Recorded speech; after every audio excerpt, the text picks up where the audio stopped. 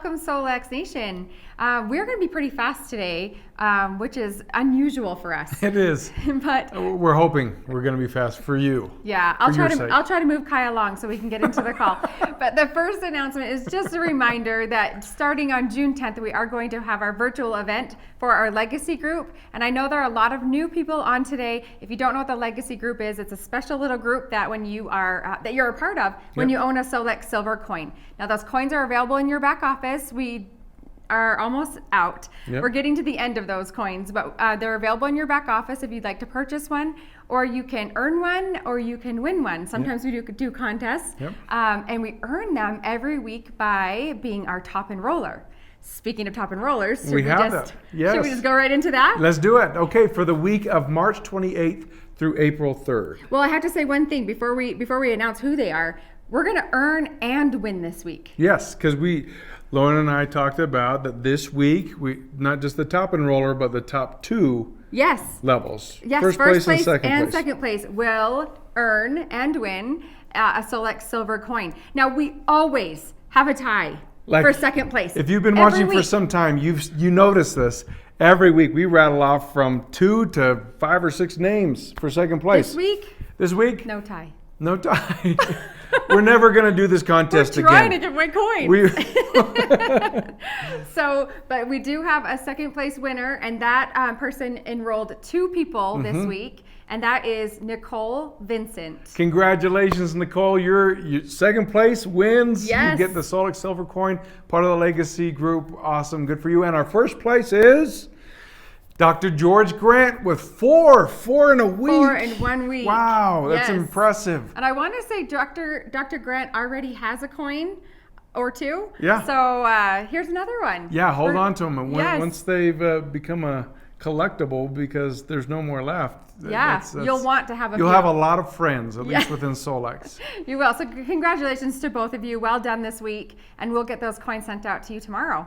Now, along the lines of enrolling, and talking about enrollments, last week I mentioned that the commission run for March will be April 11th this month, because that's the first Monday of the month when the 10th falls on a weekend. Yes, or a holiday. We run it the next business day. Yeah, that's exactly right.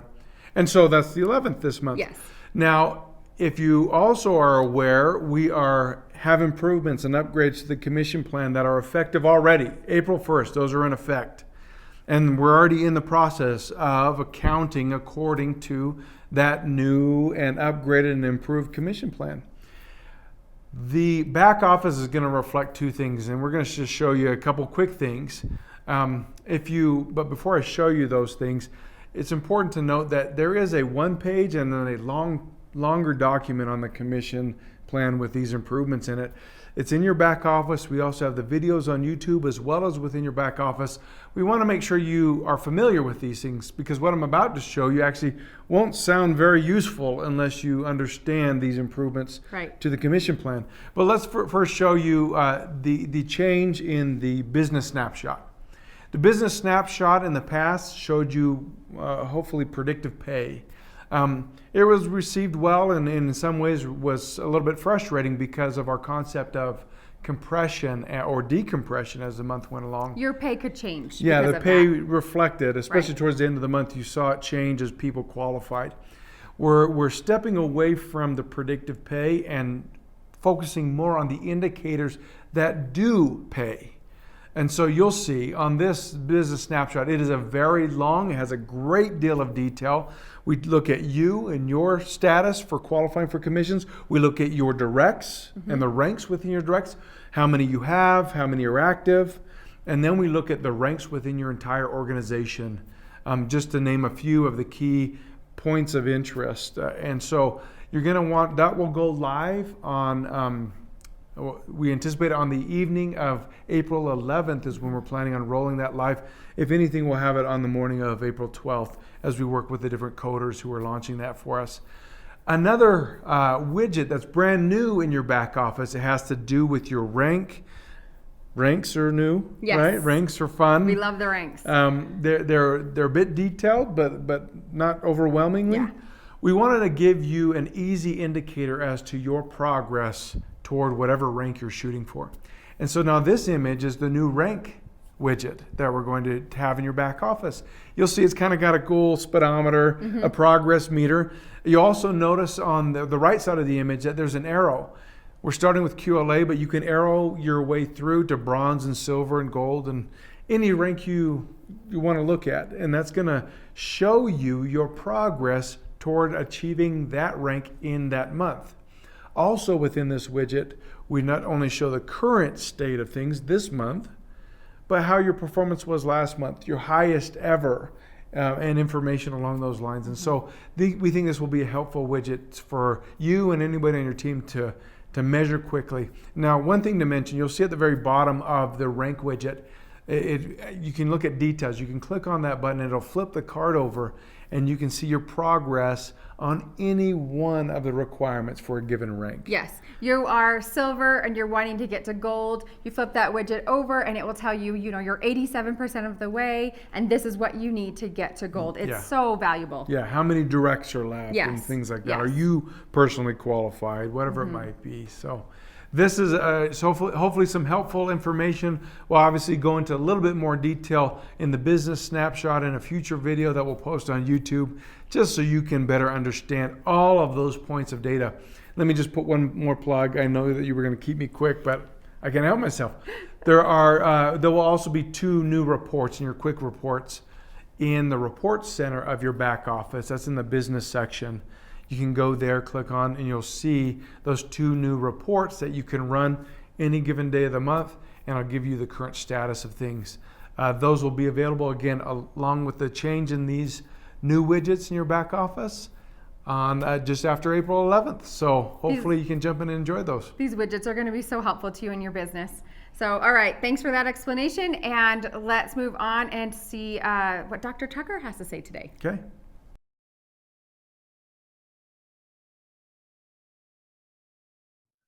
Stress and anxiety actually have a negative effect on your gut. So it damages the good microbiome and it feeds the bad microbiome. So it's a cycle. So the anxiety, the stress, the depression hurts the gut, and a bad gut hurts the anxiety and the depression, and it just keeps feeding itself. And that's where the AO comes in. There are lots of different things that you can do with AO. Just the inner voice alone, calming that anxiety, calming that stress, calming the depression, all of the negative emotions that those 2,000 frequencies find, that the inner voice tones deal with and counteract, is wonderful. That's a wonderful way to help your gut and help your brain at the same time. And in the end, help the inflammatory response. That's right. Body. Absolutely. And it's not a direct decrease there, but it certainly stops the negative feedback to the gut. But then you've got Cephis.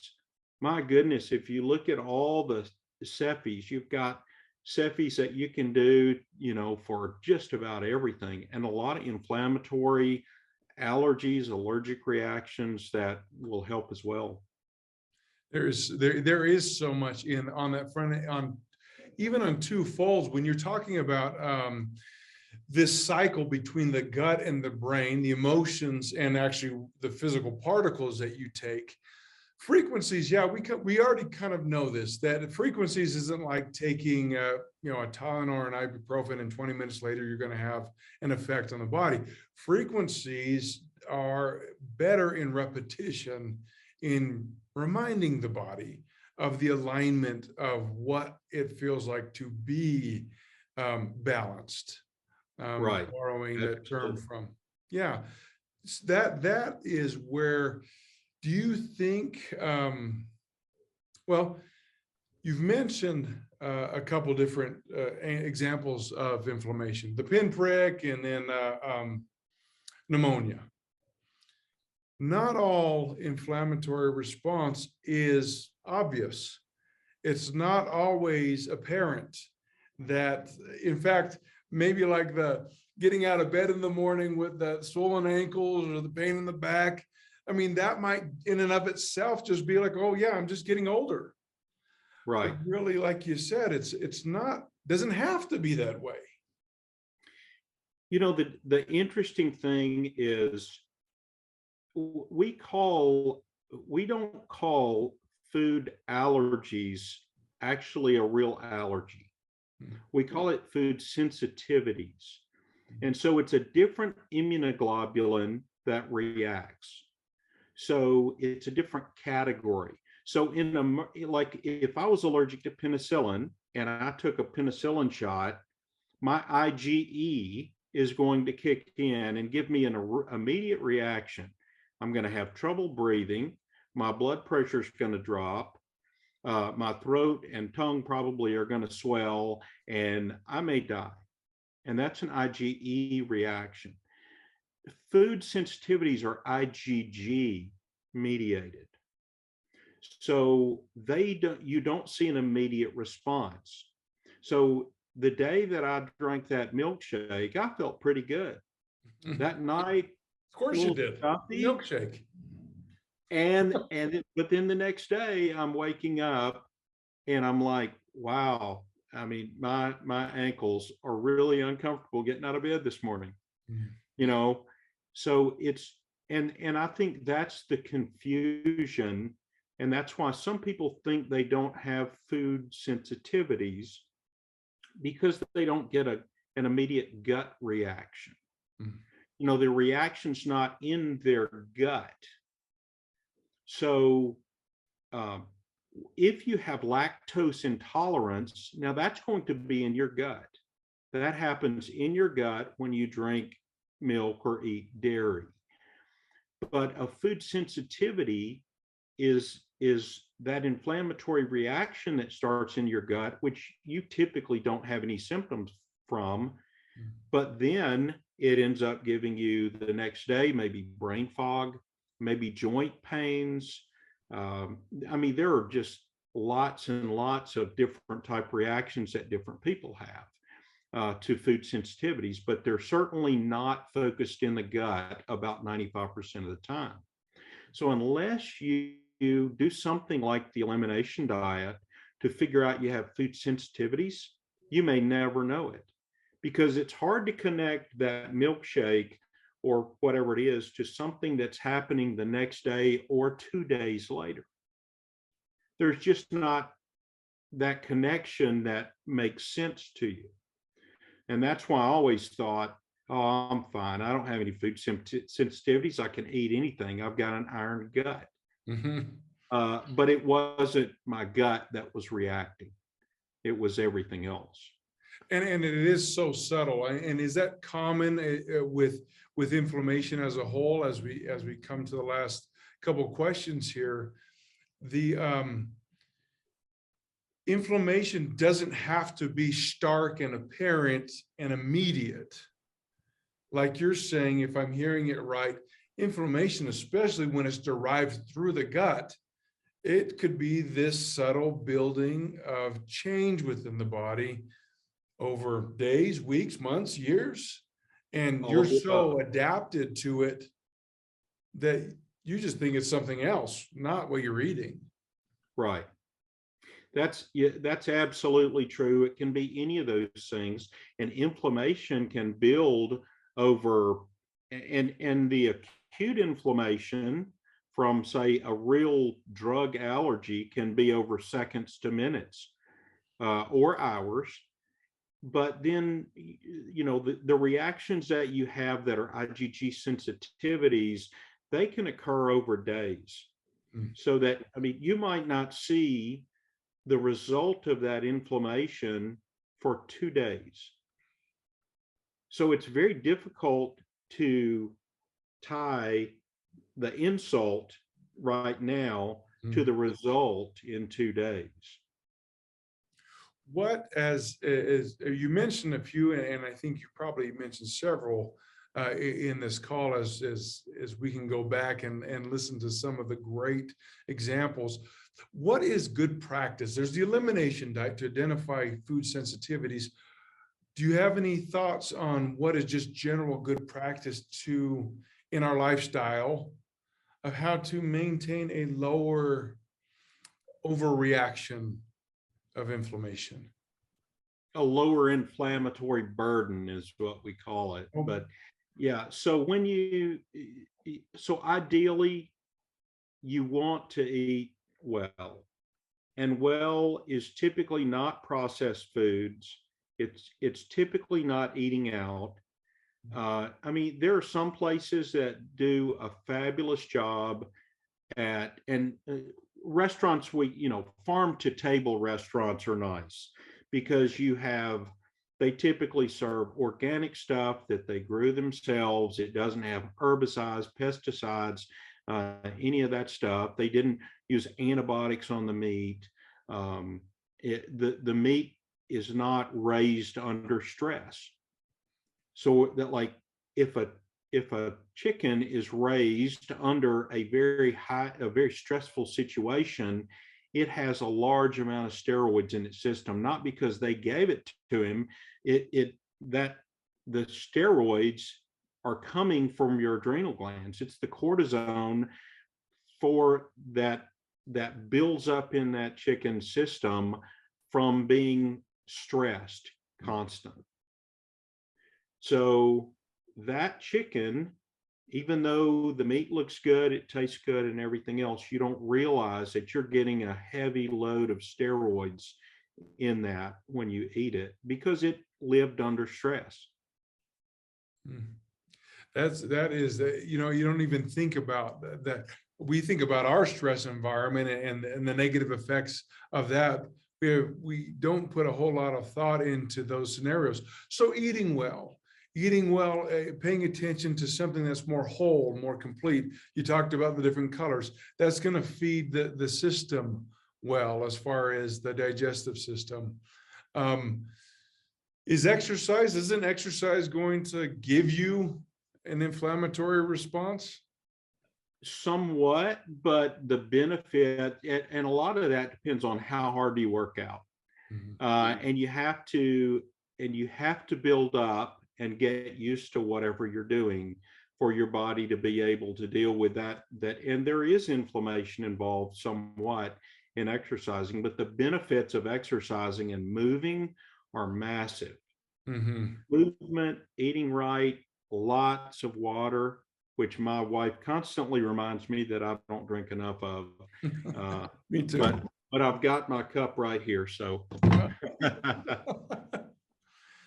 No, you stole the question. Is water has a major impact in balancing the different chemical flow. Obviously, you can overdo it with water, and we always tell, at least in our environment here at Solex, that if you're consuming a good deal of water, make sure you're having that mineral back support to make sure you aren't draining the body of the necessary resources it needs to function well.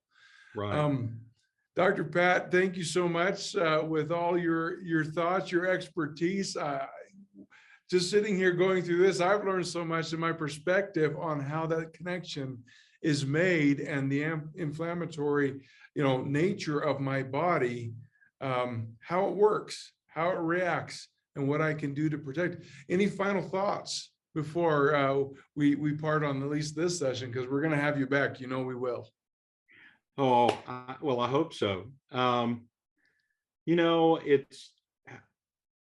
We have inside us the ability to be well if we do a few things. If we drink plenty of water, if we exercise and we eat well, and we're vigilant about eating good food, organic things. I say organic, and a lot of those words that they use, organic or farm raised or cage free, those all mean different things. So do your homework on those words to know what you're getting. But if you can stay away from the herbicides, the pesticides, and all the chemicals, the antibiotics that are used in meat, a reasonable amount of meat is fine. Fiber, good green vegetables, colorful phytonutrient vegetables and fruit, fabulous for you. And of course, this is probably the part where you're going to cut the video, but sugar, processed sugar really isn't good for you, and it leads to a lot of inflammation. What do you say, just, and I know this is an extra question, but I think that your perspective is valuable, extremely valuable on this. There are those that will hear this and they're like, you know what, Dr. Tucker, I cannot get this. I can't do it 100%. And so should I just throw in the towel? I can't get it. Everything I buy, everything I ate, everything I'm exposed to is not going to be perfect. And so I might as well just not even try. What do you think about that? That's a really bad attitude. No, look, nobody's perfect and nobody is going to do anything perfectly. I will say this, whatever you do in drinking more water, eating less sugar, eating more vegetables, eating less processed food, and exercising, even if it's starting walking around your block one time, is going to get you moving in the right direction. And even though you can't do everything you want to do now, you can get started and you're moving in the right direction. You won't ever get in your car and intend to drive 10 hours if you're not willing to drive the first mile. Mm-hmm. So where is it you end up when you drive 10 hours? At the beach, right? So you gotta be willing to drive that first mile, and that's just getting started. It's getting started in the right direction, and once you get going, things just get better and better and better. Words of wisdom. Thank you so much. And I love that, because we've talked a lot about this, the particles of life, because it makes me think of what Einstein said. He talked about the field and the particles. He talks about that's what makes up life. It's the elements of life, the actual tangible things, and then it's the field or the energy or the frequency that's in between it all. Absolutely. That holds it all together. And this is the space in which we live and we're thriving in. And Dr. Tucker, thank you so much for your time. I think from everybody on the call and that will watch this, they sure appreciate your expertise and your contribution here at Solex. So thank you for being with us. Thank you, Kai. Love to be involved. Appreciate it. You guys have a great day. Hello, everyone. Again, we're back with Debra Bruce here on this week's call. I affectionately call her the Bruce. That's because my great-great-great-great-grandfather was Robert the Bruce in Scotland. So it's true. So I should. I'm one of the Bruces. What can I say? Affectionately and literally, we should be calling you the Bruce. There you go. Okay. Not in any negative way, but in every positive way possible. Okay, my dad would be proud of that. There Okay, you go. good. We have, in recent weeks, and even on this call, we've talked about the benefits and this neurological connection between what's happening here in the gut and what's happening here in the head. The second brain, would this be called the first brain? Primary. Primary brain? Yeah. Okay, good. This one doesn't get to make decisions, but it has a profound influence on this one. Yes. And so, and then not just influence of how the gut feel sort of influence, although that is a neurological reaction to what's going on here, but also just generally what we consume can effectively and directly influence the chemicals that are released in the brain and how we react to situations because of what's just going on in what you have often called a distillery at points, depending on what we're manufacturing down here, right? Right, yeah, exactly. What do you think, in that connection, what are some of the troubles that we run into as we try to develop and deal with our emotions, but also our guts and that connection that takes place between those two? I guess the way that I would say it is, I get really concerned about what I see especially in our country right now, is a sort of a vicious cycle. There's a cycle that's going on between the brain and the gut, and it has so many ramifications and so many responses that are negative in the body. And the reason I'm particularly interested in this is because the mobile scanner has such an ability to help you identify the different things that are going on and make positive lifestyle changes that will help. For example, people take a lot of medications anymore. They're under a lot of stress. There's a lot of things going on in their lives, and it causes them to crave certain foods. And that's because of this cycle. They crave carbs, they crave potatoes, they crave breads, they crave sugar. Yes, I crave sugar. It gets to the point, me too on occasion, it gets to the point where they consume these foods, and when they do, the way that they're processed in the gut, it not only causes an inflammatory response, but it also makes it where the neurotransmitters in the brain are affected. It fascinates me that the studies have shown that when people consume sugar, the more they consume sugar, the more there's areas of the brain that downregulate and require more sugar. It has a direct effect on their neurotransmitters to the point that it gets where they need more and more sugar, not to get a buzz from it, but just to function normally. It takes approximately 3 weeks to become a sugar addict, and that can just have a really profound effect on the body.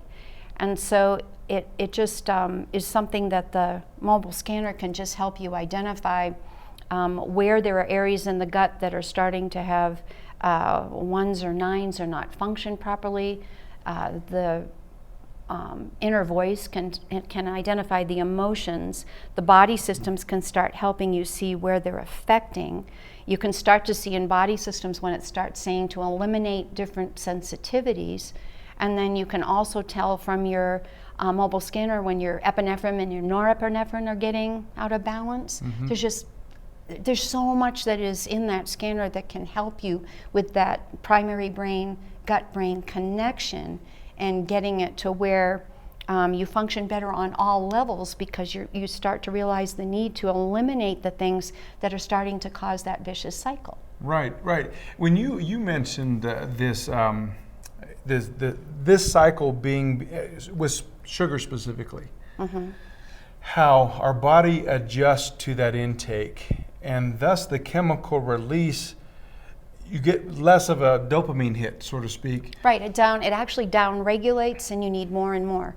And, Okay. and it's just, it gets flooded with the reaction to the sugar, and it gets to the point that it down regulates some, and it takes more and more to get that reaction, which can very easily end up having you have that addiction to that. We often see that down-regulating experience with people who are on drugs, right? That when they get addicted to some drugs, it's the same area of the brain, same chemicals releasing. Well, in fact, there's been studies showing that sugar is actually potentially more addictive than heroin. Wow.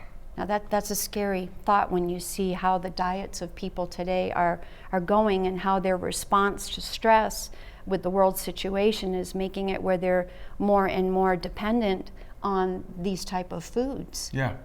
So if I'm in that cycle, right? Or let's say I'm in that cycle of maybe I got things out of balance with my diet, and the trillions of microbiome are influencing the neurological system in my gut and telling me that I feel bad, I have higher anxiety, maybe feel depressed because of my gut.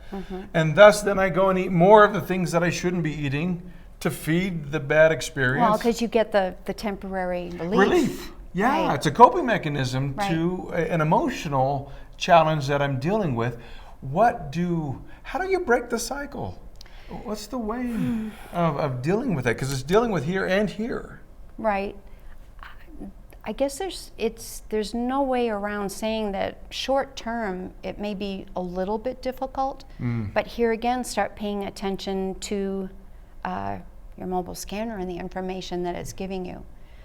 Start seeing if things like gluten are showing up, if dairy showing up, if the different items that are in your scanner that can show up that are showing that frequency-wise you're developing sensitivities. Well, why are you developing sensitivities? Because you're aggravating the gut.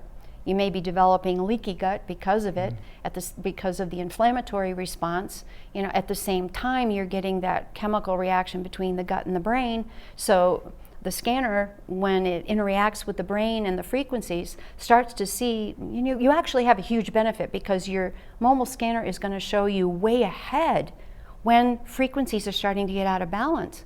Whereas a lot of people that don't have scanners, they don't even see that happening until they're right in the addictive, much more difficult stage of correcting the problem. So take advantage of your scanner to see those areas in the inner voice, in the vitals, in the comprehensive, in the body systems, in your Cephi, to start to cut out those things that frequency-wise are showing up as causing problems. Do some research into some of the possibilities of how you can start incorporating more vegetables for minerals, how you can eat more whole foods, how you can eliminate some of the big bad boys that cause the biggest problems in the system, which typically are gluten, dairy, sugar, corn, and soy. See if those start starting to show up on your scanner. And then start to work with that and see the difference not only in the report in your scanner, but in how you feel. And then add to that things like hydration and other things that will also show up in your scanner, and you'll start to see a shift in how you feel, which will then make it where you don't crave as much the things that you were eating, which then shows up in better results in your reports on your scanner. And you start setting up a good, healthy cycle while you're cutting out the vicious cycle. Takes some time, takes work. The scanner can't do it on its own. Hand in glove, you have to take the information from your scanner and you have to incorporate the lifestyle changes. I love that. I love that. So well said, and so opportunistic for all of us to recognize that even if there is, or we can get into a rut of a bad cycle, we can actually turn it and get into a good cycle. And I love that you use the word start. You use the word start around vegetables. You use the word start around hydration, even starting with the scanner, because there is a compounding effect. Well, there is, and too many times I'm showing my age. I come from the generation where 32? I know. Oh, okay. 39 and holding. Now you guys know. I come from the generation where you balanced your checkbook once a month with paper. People didn't have cell phones. Some of them didn't even have machines to leave messages on. You had to wait. You had to be patient. Okay? We live in an instant gratification society.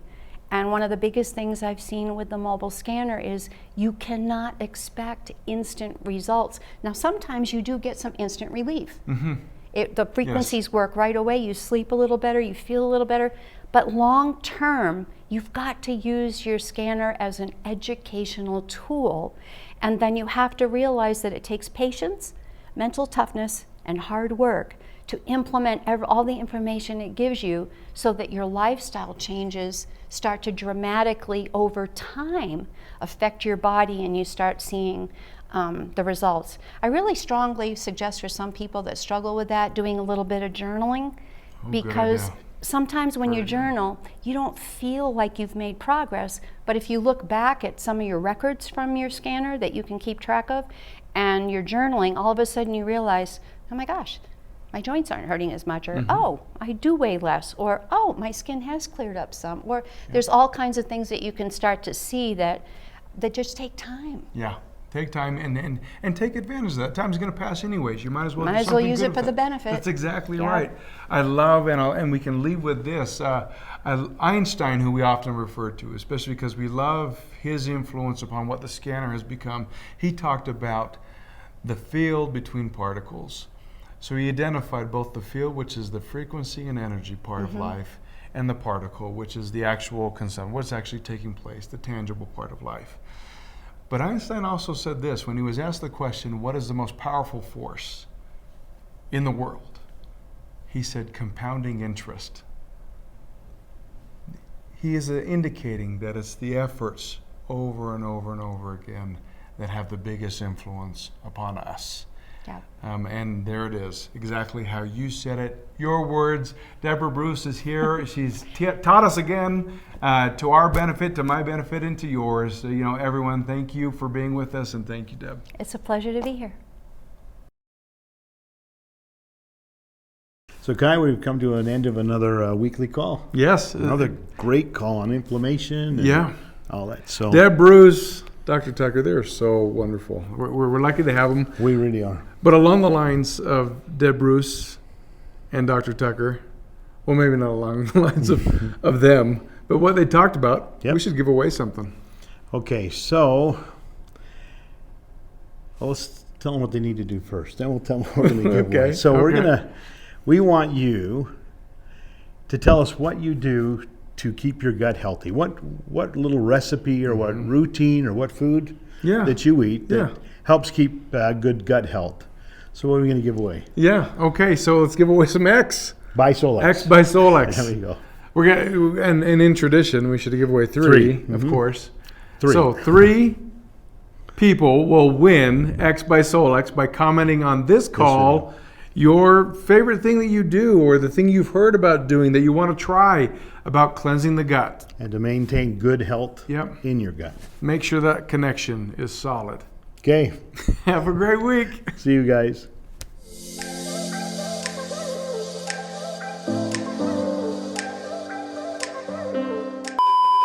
Okay, we don't really know what we're doing. We're just kind of winging it, as per usual. Awesome. Okay, you ready? I guess so. Start. Sure. No. Here. Lauren. Right here. This one, not that Okay. Is your phone on silent? My phone's right there on silent. Mine's not. But nobody calls me. Nobody calls Lauren's you. phone is what I'm worried about. The only people that call me is some people that want to get paid. Yeah. I'm gonna start calling Yeah. You said you'd work 6 months for free. you. I know, it's been 18.